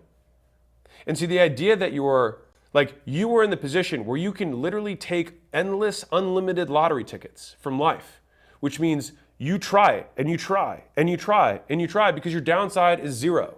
You have nothing to lose. And so, fear comes from having something to lose. And so in order to be fearless, we have to come to the realization that nothing in this world belonged to you to begin with.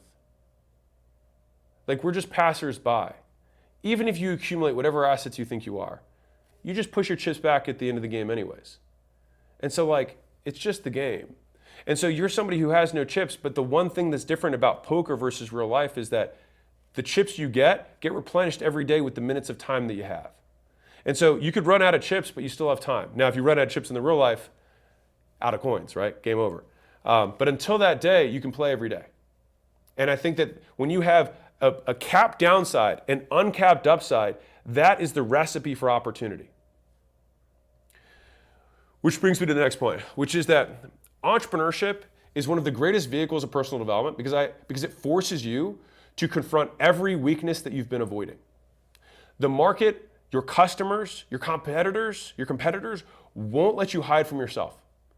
And 10 out of 10 times, the person limiting the business, limiting your growth, is you.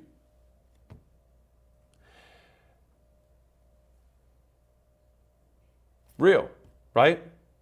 Entrepreneurship. The reason that I'm such a fan of this and why I talk about it so much for people who are in the game or not in the game, is that like the amount I've grown as an entrepreneur versus when I was not an entrepreneur, it pales in comparison, because people want to protect your feelings.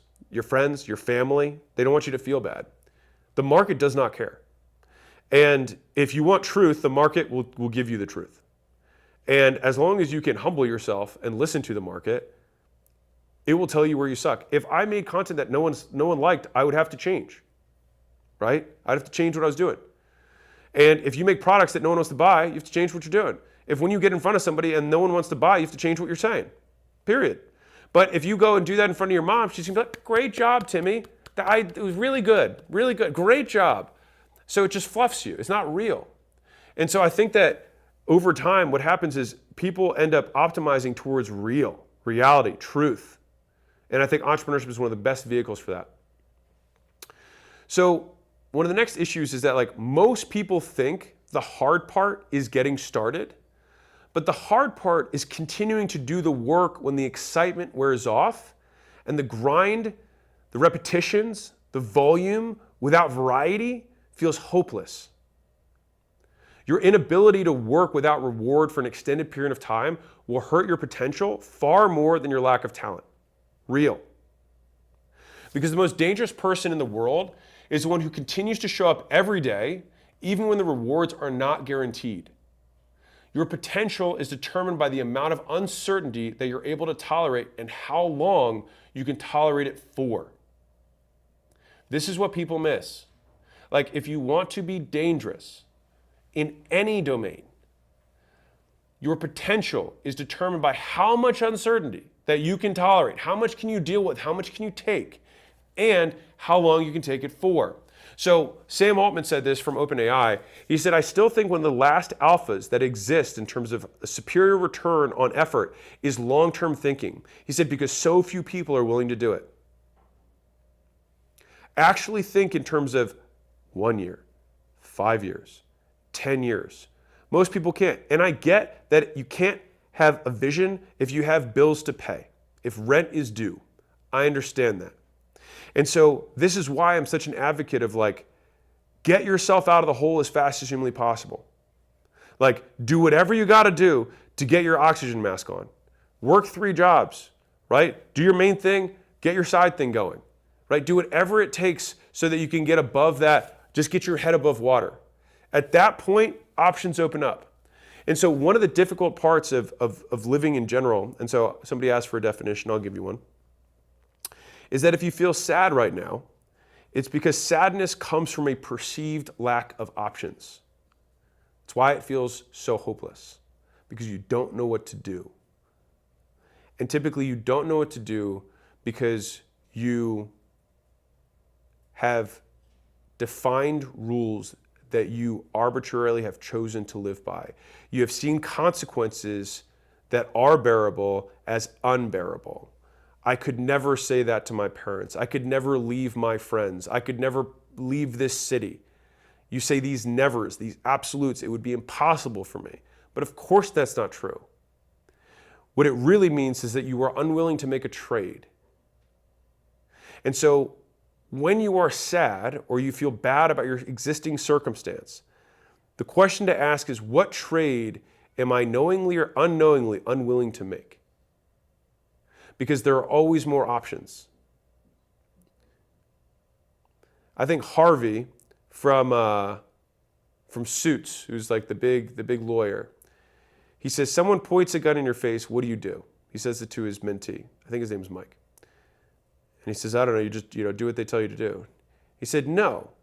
He's like, there's 100 things that you can do. He's like, you can grab the gun, you can shout, you can ask for help. He's like, there's 100 things that you can do. But sadness comes from the perceived lack of options, not lack of options, from the perceived lack of options. And so the big point here is that you can create options for yourself by changing the trades that you're willing to make. Being willing to tolerate things that you were beforehand unwilling to tolerate. And what happens is, and I think the reason that like people feel like the only option they have is to like off themselves, is because they just feel like one path is unbearable and all of their things, all of their trades they're unwilling to make. And Eclair, I don't even get into mental health stuff, so I'm not going to. We'll end up clipping that out of the main one. I don't even feel like dealing with the comments, Jesus. But, you know, it's fucked for me because I try to share the things that have helped me, and I get a lot of messages when I talk about that stuff, but I also get the amount of just like victimhood. It spikes with anything related to that stuff. And I say this as someone who had a family who struggled with mental health. Like, I wholeheartedly understand the struggle. And I share this because it is what helped me.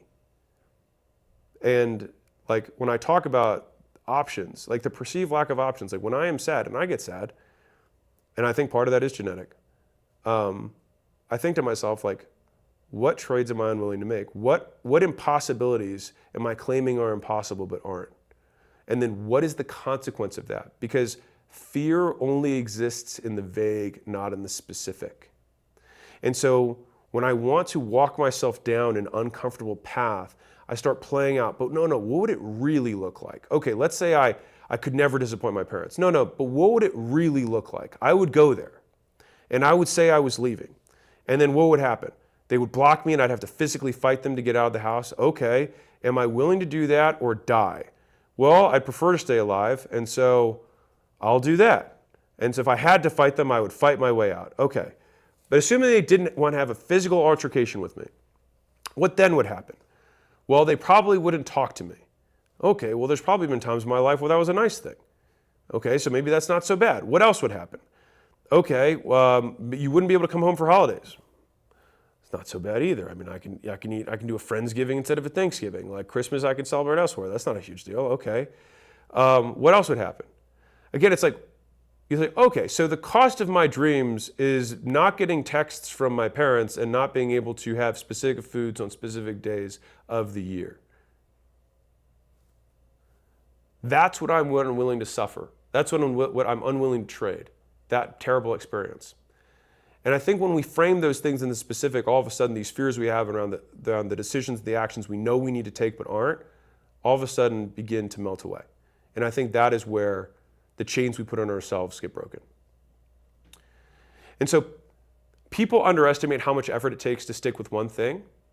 So this is me transitioning back to reality. So next point. People underestimate how much effort it takes to stick with one thing rather than jumping to the next shiny opportunity every 6 months. The price of wanting to be good at everything is being good at nothing. And so this happens at all stages in business. So being good at everything versus being good at nothing. Typically, you could think about that as a business owner in terms of the number of services, the number of products that you try to provide, the number of SKUs, because you're like, well, they want this, well, they want this, they want this. The thing is that if you give customers everything they want, they will create their own demise. Nobody wants a thing that has everything.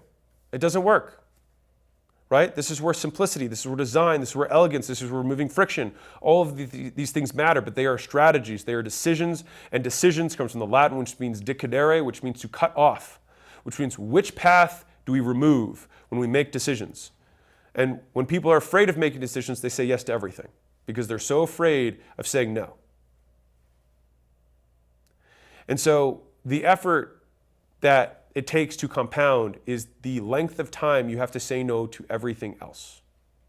It is the paths untaken, the opportunity that you believe in your mind imaginarily that you are missing out on is the price of getting good at any one thing. And most people can't succeed on whatever they're going for if you just give it 6 months. 100 days, that's less than 6 months. But if you just did one thing for that period of time, you'd be amazed at what can happen. There's a company that is beating Y Combinator in terms of its returns. It's called HF0. They've like tripled Y Combinator's returns. Let me tell you their operating model. So first off, of course, they've got a lot of founders that apply because they now have a reputation. But I think something in the neighborhood of, they promise like the average company that had like 70% of their companies get to 2 million in ARR within 12 weeks, which is pretty crazy, right? 70%, very high success rate. So how are they able to do this? This is what they've operationalized. They operationalized putting someone in a hole and not letting anything bother them. So this is a residence. People fly out, founders fly out, they go in these windowless rooms in the basement, and they take care of literally everything that the founder has, and they remove every distraction. And so the only thing that they have to confront is the work in front of them. And so what they have found is that the compounding effect of having full context of big, hard problems in your head, where you don't have to switch contexts because you have to take a call or do a meeting or someone says something mean to you online, where you actually can just wade through and swim through these complex problems, the compounding returns that comes from that time of uninterrupted flow, that is where huge amounts of value get created. And it is impossible to do that if every 6 months you change your mind. And so you get lucky by staying in the game long enough for luck to find you. You cannot beat someone who has already decided that they will do whatever it takes for as long as it takes. And so that person, if anyone could do it, it might as well be you. At least that is how I think through these things. Because there's really only one belief that you need to win, which is belief in your ability to figure it out. That's it. Start, and you'll figure out the rest. Because sometimes you have to be the only one who believes in you. And we are rewarded as entrepreneurs and human beings for believing in ourselves more than other people do. Like that is the gift that we get. And that is why entrepreneurs earn disproportionately more than others. And not all entrepreneurs. In fact, the vast majority of entrepreneurs make less. But there are a select few entrepreneurs who make significantly more. And it's because they were able to stick with the uncommon path for an extended period of time, long after it made sense reasonably for them to stop, said no to imaginary opportunities in their minds, and were willing to make trades that other people were not. And so right now, like everything that we want in our lives is a few trades away from where we currently are. It's just that the trades that we have to make are trades that are so deeply embedded in our belief system that we don't even see them as possibilities. And so one of my favorite quotes of all time comes from Orson Scott Card. He's the writer of Ender's Game. This is my adaptation, so paraphrasing. We question all of our beliefs except for those that we truly believe, and those we never think to question. And so the reason that sadness is a perceived lack of options is it means that we have beliefs that are so deeply ingrained in us that we aren't even cognizant. We are not even conscious of the fact that we believe these things so deeply because they are so embedded in our reality that we cannot see reality without them. And this is why like a great amount of my time has been dedicated to defining terms and defining words so that I could try and see reality more clearly. And I think that if you see someone who's able to consistently get what they want, it's because they're able to make better trades or better bets than you are. And so it is always worth learning from anyone who gets what they want, because you can model aspects of their behavior, and then more importantly, aspects of the weights that they put on decision making to predict outcomes. Because the better you get at that, the more you get what you want. And if you don't have what you want, then that is the skill deficiency, is that you do not see reality as it is, you see reality as you want it to be, which is not reality. It is distortion. So anyways, hope you guys, when is the definition book coming out? I don't know. I have a full book's worth, that's for sure. I have a lot of them. I had one that came up today, actually. No, I won't blast them. I'll say it in the future. I had somebody on my team did something I was gonna. Zero debt is the goal. Okay, Sai, zero debt is the goal. So, big picture, if that's the goal, you have to stop spending money and you have to start making money. So let's walk through this for a second. Let's just take the logical extreme. Saving money is a really interesting one because the trades are so clear and yet there's so much emotionality around it. Like, let's say that you have a wife and 2 kids. I'm not saying you do, but let's say you do. The question is like, is there anywhere on earth that you can live for free? The answer is yes, there is. There's ones provided by the government, and you probably, if you have a parent who might be willing to let you crash, or you have a friend or a friend's family who might be willing to let you crash, those are things. Now you might be like, I'm not willing to inconvenience someone like that. Then it's like, fine, that is a trade that you are unwilling to make. And so again, if we can always frame the things that we're not willing to do as trades we're unwilling to make for what we want, then at least you're conscious of that. And then you can at least ask the question like, if I could be debt-free in 12 weeks rather than debt-free in 2 years, would it be worth the uncomfortable conversation and having that friend think that I'm lame? For some, I mean, the question is like, how much is your life worth to you? A year and 3/4 for a conversation or two of shame? To me, that's not a bad trade. Conversation or two around that you feel shame and you feel like less than or unworthy to get a year and change back all day. And so this is the whole thing where ego keeps you poor. Ego prevents you from getting what you want. It's because we're trying to live through other people's eyes of what we want them to think who we are. And it's a farce. It's imaginary. It's not real. And so I'll leave you guys with that. That is my 2 cents on some of the hardness of getting where you want to go.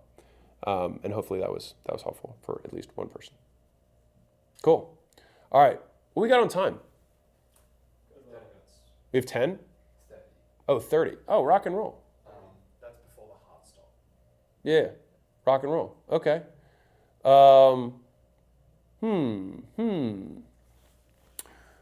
Nike said it best, just do it. Yeah, I agree with that. And seeing a lot of value out of the stream. Thanks, Metrics. I appreciate that. Mr. Clean, how would you reverse engineer offers in the AI space to conclude what to start pitching? All right, this is a real one. AI. So people are like, how do I make an AI offer? Okay. AI does the same stuff humans do, right? Right. So the problems that humans currently solve for other humans are the same problems AI solves for other humans. No one wants to buy AI. People want to buy the solutions AI provides. Just like you don't buy drills, you buy holes. The drill is the vehicle for getting the holes. And so if you want to sell AI stuff or AI solutions or AI implementations, you don't even need to mention AI. You just need to say the benefit of the experience they will have after AI is installed. Said differently, hey, are you having trouble getting back to all of your leads? Do sometimes your front desk miss inbound calls with highly qualified customers that you then lose to your competition? If you had to roughly estimate how many sales per month you're missing because the phone isn't getting picked up fast enough, people aren't getting responded to on time, and you're not getting enough information per customer on a timely basis, that person might say, probably $5,000 a month. You say, okay, if I could take care of that for you for $5,000 one time, would that be worth it for you? And they might say yes. And you say, I want to be clear. If I can truly solve this and it takes me less than 20 minutes to install, will you be upset about that? You still get all the benefits. No, if you can do it in 20 minutes, I'll pay you even more. Fantastic.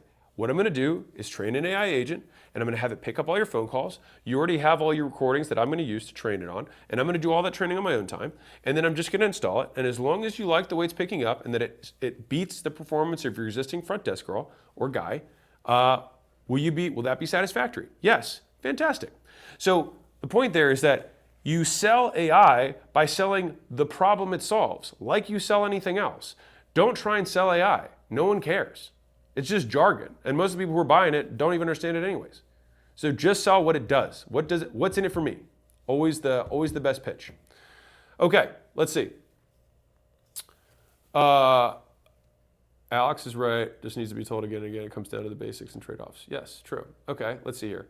Marjan, I find it hard to surround myself with people as ambitious as I or more. I know where to look for them, but it's hard getting their attention. Any advice? All right, Marjan, be real with you. It will be easy to get their attention if you succeed.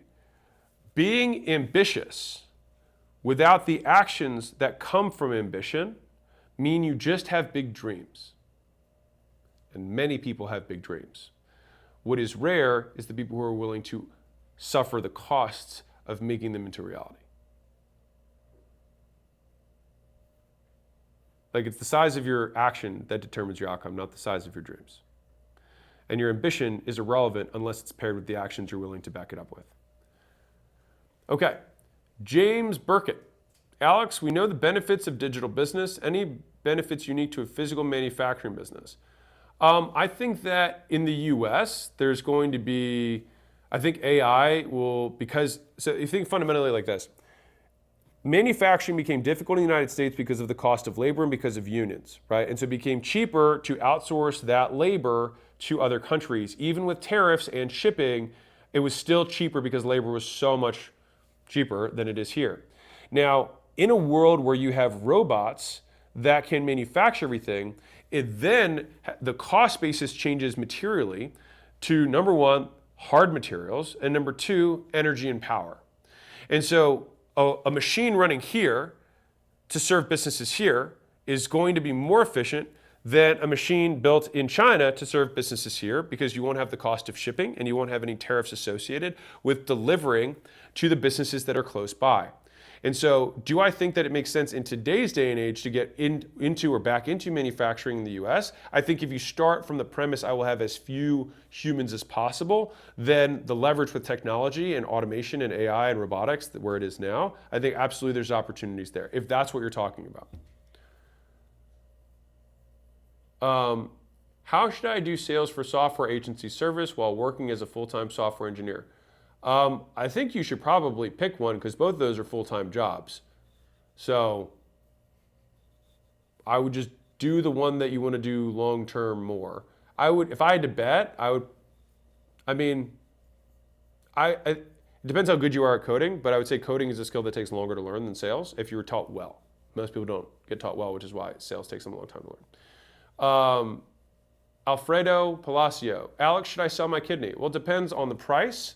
It depends on who's buying it, and it depends how many kidneys you have, right? And how many you need. So let's say you have multiple kidneys and someone's willing to give you $1 trillion for it. In that instance, it might make sense for you to sell the kidney. If you only have one and if you sell it, you die, then it probably wouldn't make sense in the condition. Depending on, maybe for you, it's like this dollars can go to a cause that I care about and I'm willing to give my life for it. That's like fine. So I think it's an entirely individual question. Great question, Alfredo. Like the pasta sauce. Okay. Hang loose. Do you have any tip on getting hired fresh out of business school? That's actually like kind of funny. Well, congrats on going to business school.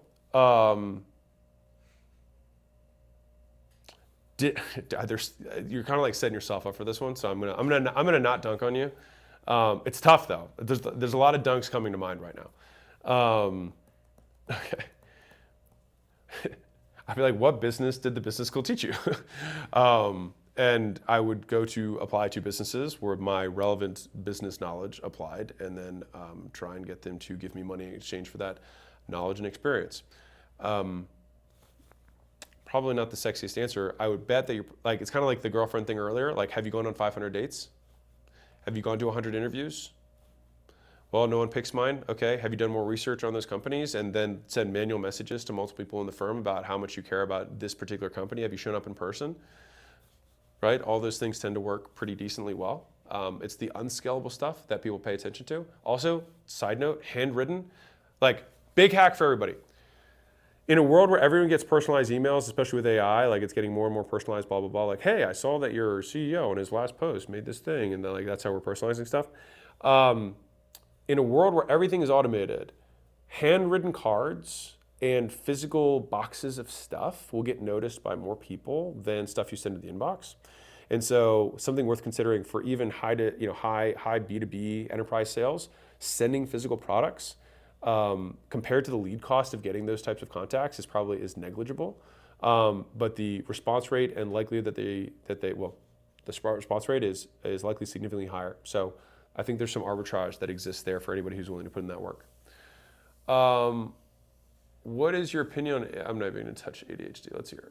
Nick Procaccio, brand positioning as a solo iOS app developer, curiously went too fast. Okay. Eli Pixler, hey Alex, I run a short form marketing agency for blue collar businesses. Okay.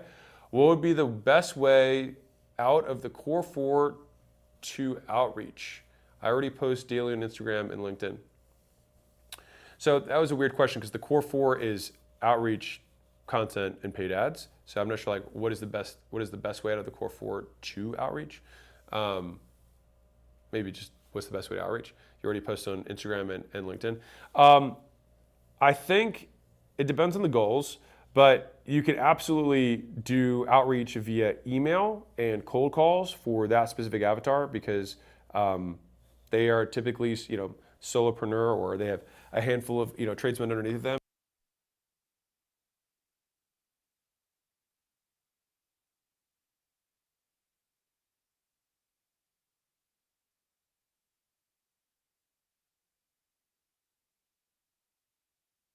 And if you're like, well, how many? It's like, well, you have to play percentages. People will call like 10 businesses and say no one bought. Outreach doesn't work. It's like, dude, you need to do 1,000. You need to do 10,000 and you'll get the business you want. It's just people's frustration and failure tolerance is very low. All right, Henri Chomet. Hi, Alex. I'm 19, been working since I was 15. Cool. I hate my job and I want to pursue my art. Is one of the only things that I truly love. What advice could you give me? Okay.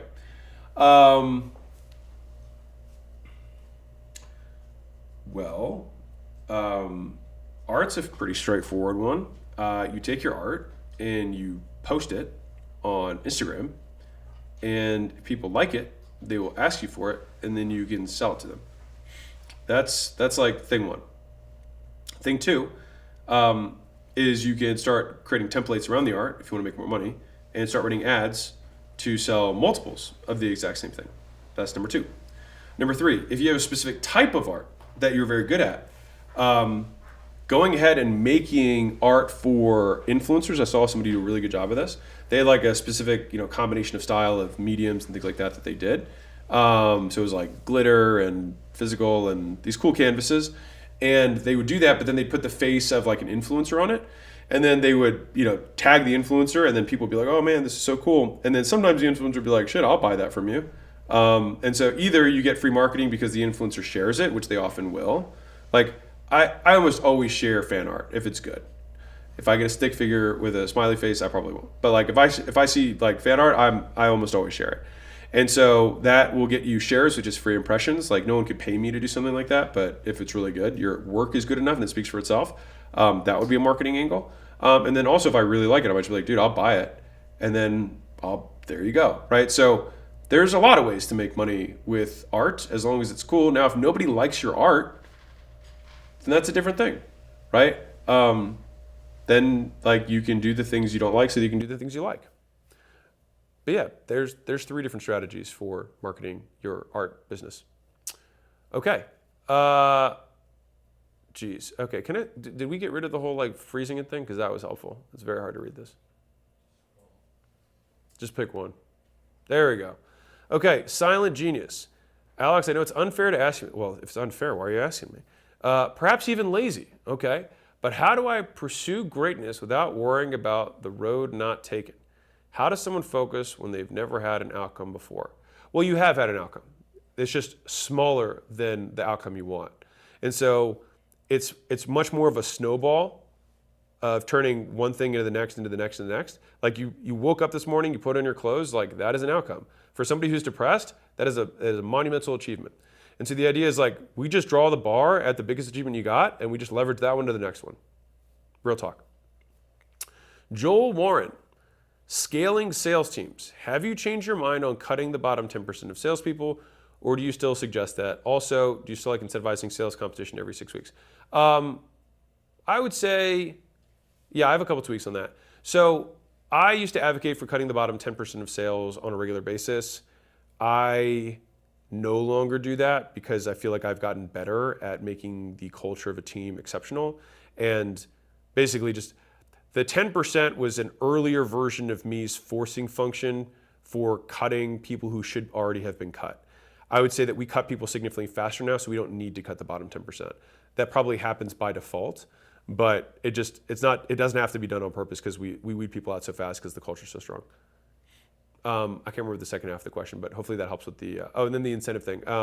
Do we still do, honestly, no, because the sales culture is just so strong. I haven't needed to do that kind of stuff. Leaderboards and small prizes, we still do that on a monthly basis, not on a 6-week cadence, but that works fine. We just now run a monthly cadence for first, second, third. and that has been good enough. All right, RS.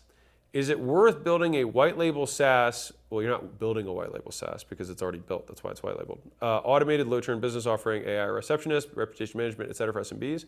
If the goal is to exit at 4,000 to 5,000 active clients. I don't know who's buying them. If there's a lot of use cases for people buying white labeled SaaS companies, maybe. I haven't seen many. So I think you could look at the alternative, which is like you can also just make money, which I think is a wildly underrated way of building a reason to build a business. Like you can also just make money, which is fine. And the thing is this, you will work until you die if you like the game of business.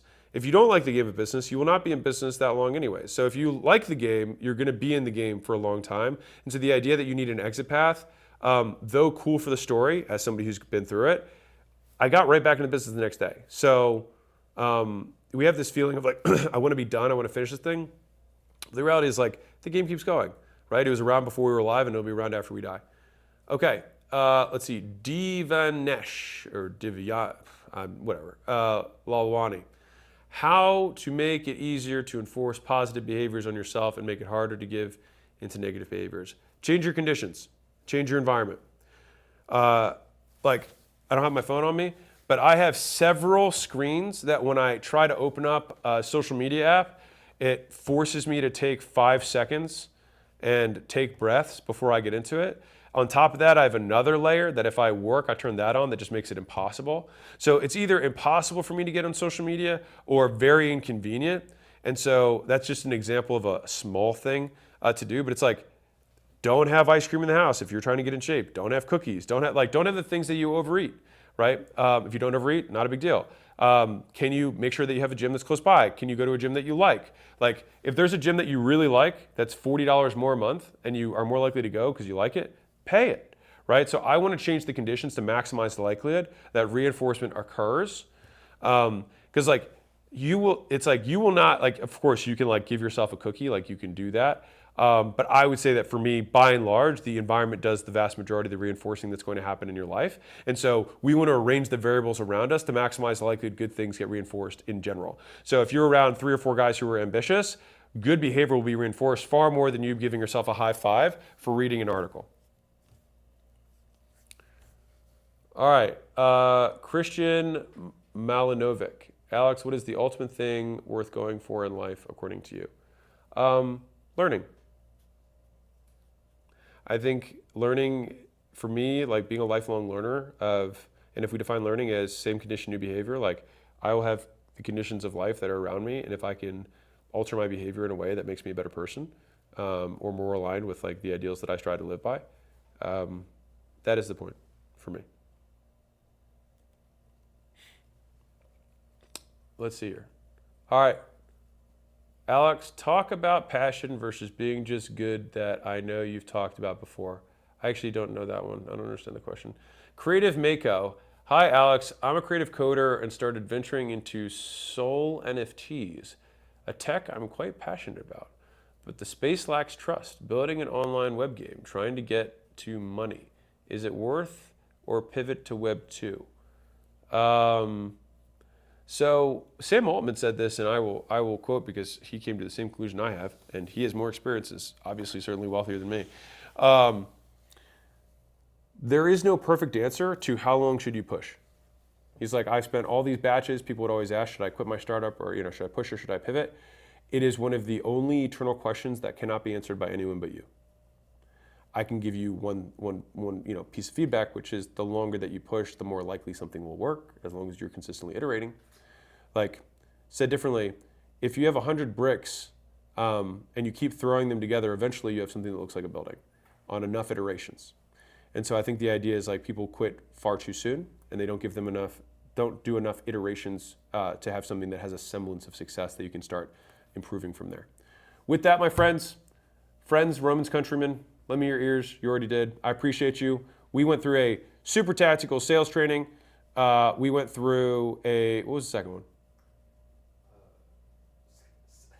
One-on-one expensive. Oh yeah, selling expensive stuff. We did that. We talked about adding an expensive service level to whatever it is that you sell and the tactics around doing that. And then we went a little bit broader, talked about some life stuff because based on the data. 25% of you guys prefer that. And so there we are. So that was my full coverage for y'all. I love you all. Keep being awesome. Yeah, thank you guys, for real. Thanks for spending the day with me. Thanks for hanging. And I'll see you guys next week. Rock and roll. Bye.